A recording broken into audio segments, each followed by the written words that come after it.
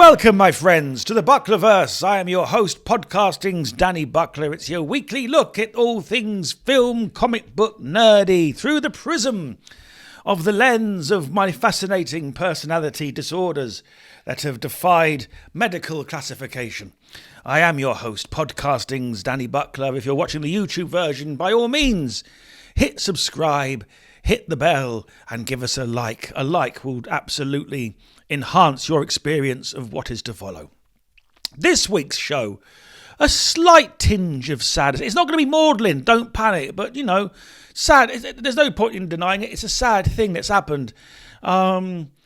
Two bereavements this week in the world of performance, magic, show business. One, a personal one that I'm not going to go into now, but I will do on a future show because he is going to get a proper tribute. Believe you me, some fantastic stories. Someone that I knew passed away. But the other person, although I didn't know him, I was a massive fan of his work. And he made my life better. And his name was Kevin Conroy. And he was the Batman. And I mean, he was the Batman. Kevin Conroy was the voice of Batman for starting in 1992 up until about, I think it was when was his last go at it? Not long ago, only a couple of years. I mean, he put in a good, solid 30-year shift, give or take. Personal reflections, by the way, this podcast, you know what I mean? Some dates might be, I've got a Wikipedia open just for the dates to double check stuff, because I know what you lot are like. But he was the voice of the Batman. He was...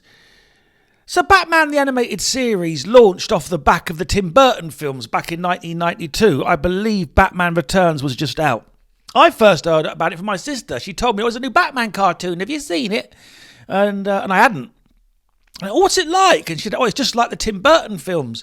And I thought, oh, no, because I hadn't really enjoyed Batman Returns that much. I've grown to love it since, but Batman Returns was always the Bat film where I pretended to like it. I tried to convince myself that I liked it, but I didn't, because it wasn't a Batman film. It isn't a Batman film. It's a Tim Burton film. It's a weird, quirky, geeky, emo Batman film. It's once you realise that actually, as a man now, I can approach it as this artist's take on the character as valid as any other artist's take on the character. But at the time, I was just thinking, they're getting Batman wrong. You know, turning the Penguin into like a man-fish that lives in the sewers and, you know, it has this horrible plan where he wants to kidnap all of Gotham's firstborn babies and drown them. That's nice. You know, that's not what I want from the Penguin. I want what I got in the Batman. I want the mob boss. I want the arms dealer. I want to see the club and all the things around that. And I was awarded with this. Anyway, so that's come out, and it's an odd film. I'll do a whole show on that. But this is about Kevin Conroy. Batman the Animated Series launched off the back of that, and I gave it the old school try, and you know what? It was nothing like... It was obviously informed by the Tim Burton films. Danny Elfman did the score for it.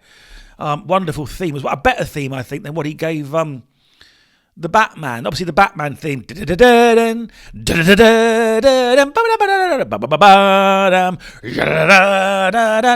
And then he sort of varied it slightly. So the animated series, if I recall, was... Na na na na na na na na na, like a more orchestral, sweeping thing. The show was very Art Deco in its stylings. Gotham City looked very 1920s-esque. The characters were dressed thus. And Batman looked like Batman. He didn't look like Tim Burton's Batman. He looked like Batman. He was in the light grey, dark blue cowl, yellow badge, you know, the traditional Batman garb. And Kevin Conroy gave him voice, him and Bruce Wayne, and what a superb job he did. He did it. He chose he went the two voices route with the Bruce Wayne voice and the Batman voice. The Batman voice being a disguised version of the Bruce Wayne voice, but you could tell it was him. You know, that was obviously taken the approach that Keaton took in Batman '89. You know, the Batman's voice is essentially a low whisper. It's Bruce Wayne's voice, but it's a low whispery version. You know, it's very like that, as opposed to the extremes it was taken to by Christian Bale in his Dark Knight trilogy. Where's the trigger man? I mean, that's like, Christ, that grates on the ear. I do love those films with all my heart and soul, and I love Christian Bale's Batman, and if you told me who's your favourite, it would be him. It would be him, definitely. But that voice, sometimes you feel like that last one, The Dark Knight Rises, is Battle of the Voices. I'm sorry. Where's the trigger man? You only adopted the silly voice. I was born with it, moulded by it. I didn't hear a decent voice until I was already 10 years old. So, Conroy's Bat was, and he played such the levels of nuance because it's long form storytelling. It's a long. There's many seasons of the animated series of Batman, so he got to explore so many facets of the character that other actors don't get to in the course of a movie. It's changing now. The Batman's 3 hours long, so you do get, if they continue with that, length of film, you're going to get some hopefully some good work from Robert Pattinson. But he had got to pervade the various emotions, and then he carried the character into the Justice League cartoon, which featured the other Justice League members. And there are some moments in that he's got. There's one episode, I forget what it's called, but it's the one with the psychic girl. There's a psychic girl, and she's dying at the end of the episode, and Conroy's Batman just sits with her while it happens. He asks to be with her basically, and all he does is he just sits and takes her hand, and she's talking to him about her life and what it was like to not have a childhood because of who she was. She felt she was robbed of her childhood, and he relates to her because obviously Bruce Wayne was. He doesn't go into a big speech, just a few lines, but the delivery, there's just so many layers to it. Great performance in that. But it expanded from this. He wasn't just Batman in the animated series. He got to voice Batman in... DC own Marvel at the moment in only one respect, and that is that they've ballsed up their cinematic universe. Let's not mince words. It's confusing now. I don't even know who's the official Batman. I don't know. 1 minute it's Robert Pattinson, then Affleck's coming back for another go. So then Michael Keaton's coming back. Then the Michael Keaton one gets cancelled because Batgirl gets cancelled. So Affleck gets moved over to Aquaman to reshoot the Keaton scenes because they now make no sense because Batgirl's not coming out. Meanwhile, the Flash has gone tits up because their stars are, troubled. I think that's putting it mildly. Not trying to court controversy, but you know what I mean. You'd have to have your head in a bucket to not see what's been going on there. There's a chance that might not even come out. That's supposed to be bringing Keaton back as the DC Universe Batman, but now that's not happening. Now we find out Affleck's also appearing in Aquaman sequel as well as it being in the Flash. Who's Batman then? Marvel's multiverse is weirdly clear. I know there's multiple versions of characters, but I still know who's who and which way's up and which way's down. DC blown it, and they've made a right mess of their cinema offerings. And the films just simply aren't particularly good. I'm very, very careful with what I say on here because obviously I do have a career in show business. I've not quite given up the ghost on being successful. But to move beyond the confines of YouTube and podcasting and beyond the pub circuit that takes my comedy stylings every weekend. But I can't pretend the DC films are good when they ain't, So I've got that weird fantasy still, right, that someone's going to be watching this one. I mean, let's not mince words. You've seen the view count. This is still a new show. But I've still got this fantasy. One day some director's going to be sort of just thumbing through the internet and see this and go, do you know what? We saw you. We're recasting for Tony Stark from Universe 42 at the moment. And we were going to go with maybe Tom Cruise or some other name. But we saw you sitting there on YouTube, wearing them tinted glasses, sipping that mug of tea, and we thought that's the guy we're going to pin this franchise on. Stranger things have happened, my friends. I'm putting that out there as a spell. But their films, the DC ones, not so glorious. But where they're winning, their animated output is phenomenal. The DC animated films are incredible. Check them out. And Conroy's the voice of Batman in a good few of them, with a few exceptions. So he brings the bat to the Justice League ones. Justice League Doom is a particularly good one. And he's also the Batman in the animated version of The Killing Joke. Oh, now that's a dark Batman tale, but I recommend that wholeheartedly. I really do. With a minor little caveat that you've got to ignore the first half hour of it.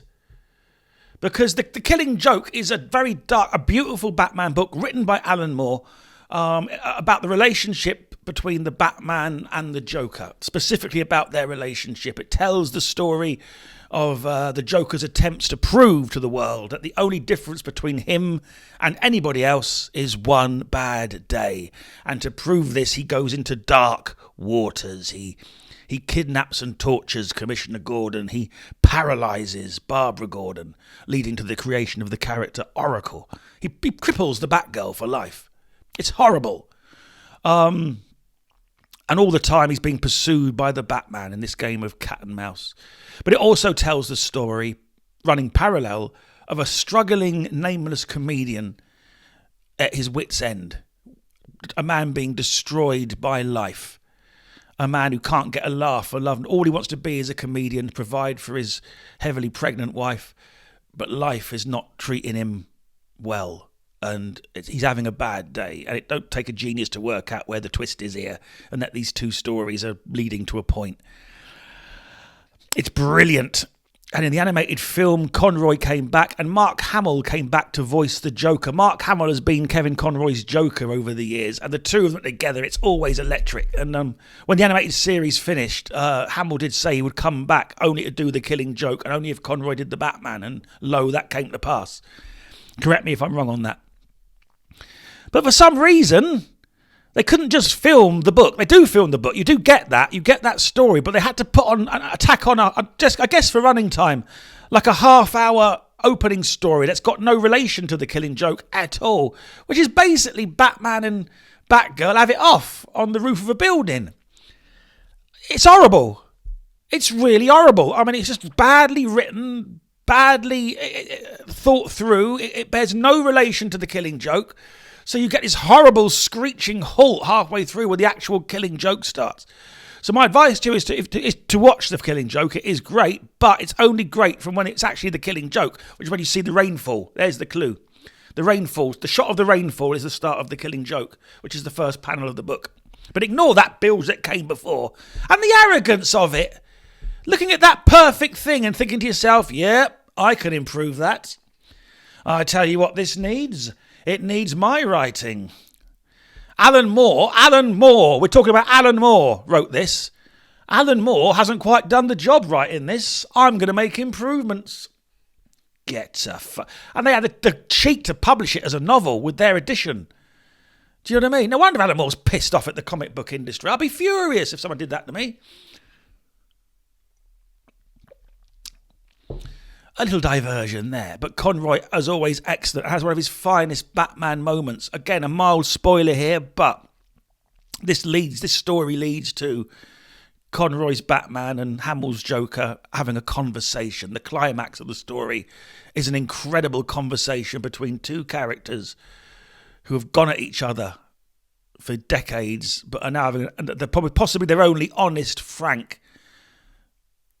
Let's talk about this. What are we to each other? What am I to you? What are you to me? And where is this going?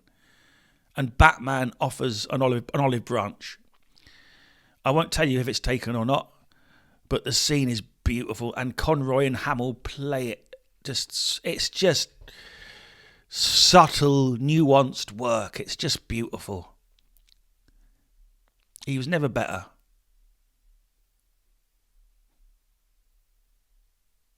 There's one other one that sticks in my head. I'm trying to remember the name of the episode. Again, there's so many episodes of it. It's the one Batman's taken a faceful of Jonathan Crane's fear serum, the Scarecrows, and he's having a nightmare. He feels he's a failure. He's been haunted by images of his own failure. And he talks himself out of it. He beats this fear gas with his own mind. He talks himself out of it. And he does it. He delivers this speech. I am not a failure. And you see him bringing himself out just with words. It's a proper sort of Wolf of Wall Street.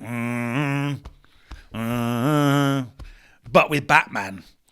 And it's a little speech. I've sometimes had this when I get... It's no secret, I've mentioned it before, that the old Buckles is slightly neurodiverse. And by slightly, I mean a lot. And I don't talk about it very often because he wants to hear that. This is about comic books and stuff. Do you know what I mean? I was maybe a little bit too much of this in the early episodes, but You know, if you're Joe Pasquale's son, you can talk about it and get a book deal. But Buckles, you just get funny looks. But that speech he gives to get himself out of this desperate state of affairs that he's in. I am vengeance. I am not a failure. I am vengeance. I am the night. I am Batman. You see him pumping himself up. I'm not going to lie to you. I've done it. Oh, the embarrassment. But I have. I've been low in my room. You know, not my fault. Nothing's happened. Just the old brain chemistry. And I've had to get myself out of it because it's that or just lose weeks to this bloody thing. And I've actually done the whole I am not a failure. I am the night. I am vengeance. I am Buckles. Dun, dun, dun, dun. Flash of lightning at the window. Dun. The bee signal goes up, drawing me out. And now off to bring laughter to the people of Guildford. Oh, mate. God, Batman's gotten me through so many dark nights. I'm going to do a special show. I won't do it now because of time. I want to talk about Kevin Conroy a bit more. But coming up on this, I'm going to do a show about the best Batman book, one of the best I've ever read. Dark Knight, a true Batman story by Paul Dini. That's going to get an episode because that's entirely about what I've just talked to you about. It's for real, you know. It's not a silly thing. So Kevin Conroy, he brought Batman to the screen. I'm just going to double check my dates on this. He's also the voice of Batman in the Flashpoint Paradox, which is the basis for this Flash film that's hopefully going to see the light of day if they ever pull their bloody act together and get their boy under control. And that angers me. There's nothing worse than seeing horrible people who behave appallingly getting rewarded, you know. But anyway, they'll sort that out, I'm sure, and he'll come good. And if you know, and he'll get the help he needs, hopefully. But the Flashpoint Paradox is that story from the actual book to the screen, for very few alterations in that. Conroy's the Batman in it, and again a very rich performance. Because they're all different takes on the Batman that he gives. It's not the same. He's not playing the same Batman every time. So he gives a very different take on it. There's a reason he kept getting asked back. And there's a reason that he's missed. When he doesn't do the voice of the Batman, I miss him. When it's not him, I miss him. There's a few animated films, it's not him. The only one that I've enjoyed as much is Peter Weller voices the Batman in the animated version of The Dark Knight Returns. And that's an incredible performance. But it's very specific to that Batman. It wouldn't have worked in any other context. But in that context, it really does. It's incredible. I recommend that animated film, by the way. But other than that, Kevin Conroy is so great in this part. When he's not there, you miss him. And in the Flashpoint, he gives a great take on it because that's where everything gets reversed and everything gets weird. It's Batman from another. It's an alternative. The Flash goes back in time. Long story short, goes back in time, changes the course of events. When he gets back to now, everything's different, and so Conroy's, everything's just different. And there's your boy giving it some fantastic bat right in the centre of it. He also voiced Batman in the computer games, Assault on Arkham, and a couple of others. I'm not a computer game guy, so you have to forgive me with this. Definitely Assault on Arkham, and one other that's escaping me right now. I do apologise. Computer games ain't my thing. But again, very different Batman. And again, one of my favourite moments. Can't lie, never played the game, but I've sat and watched my brother play it. You know what I mean? It's one of those, because he's into his games and I'm not. And I've been in the room when he's been playing it. And there's movies within the game that I quite enjoy. And one moment I quite like is when he threatens Superman, basically. You ever slip over the line, I'm coming for you. So it gives him a little bit of a sideways, don't you go to sleep at night, mate.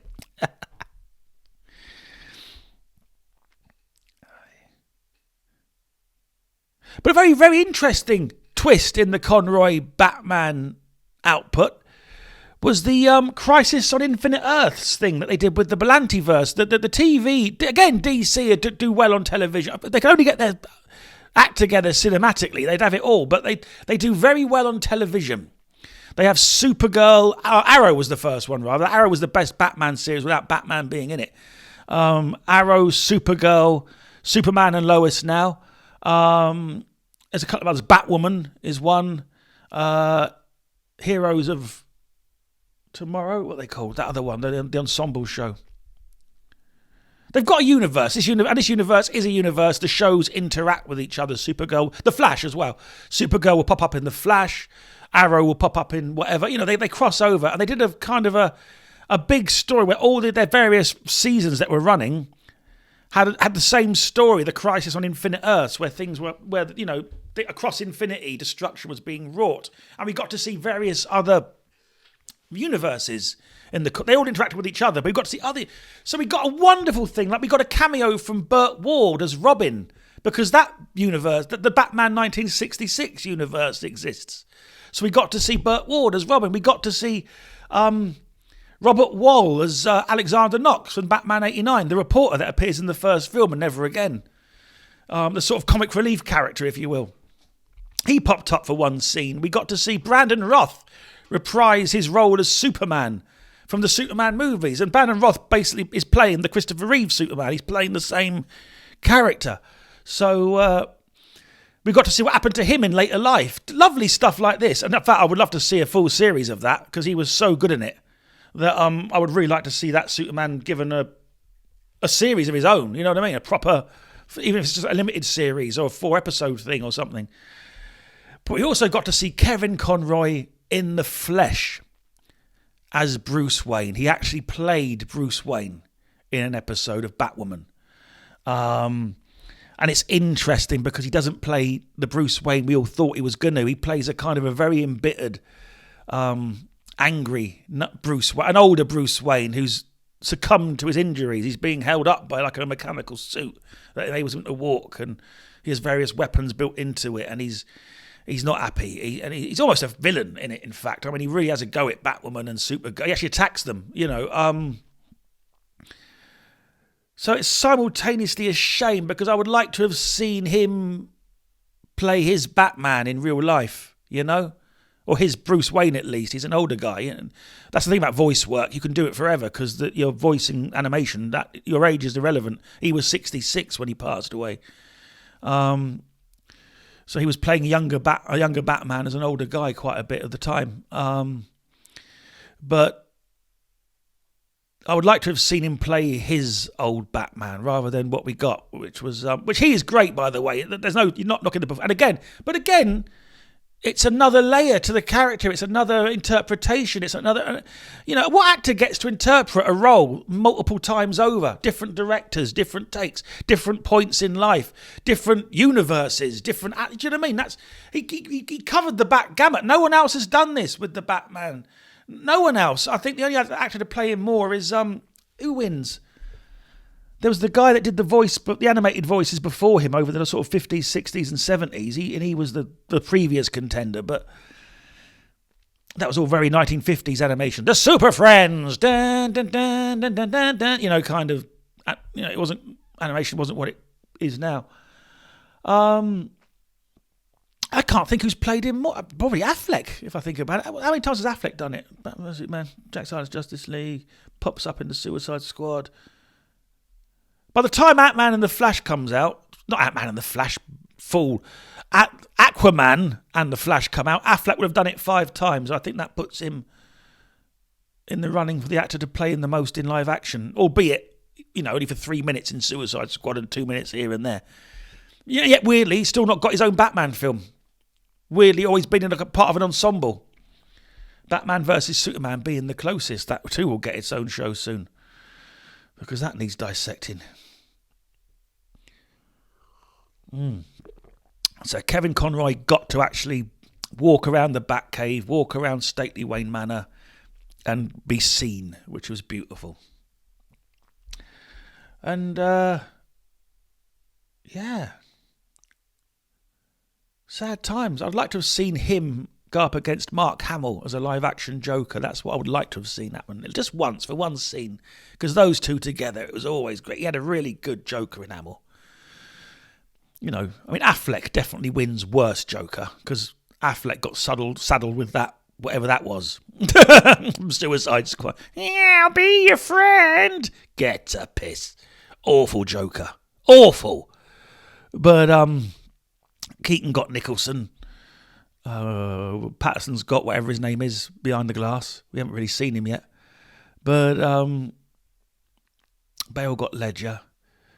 But yeah, Conroy got Hamill. And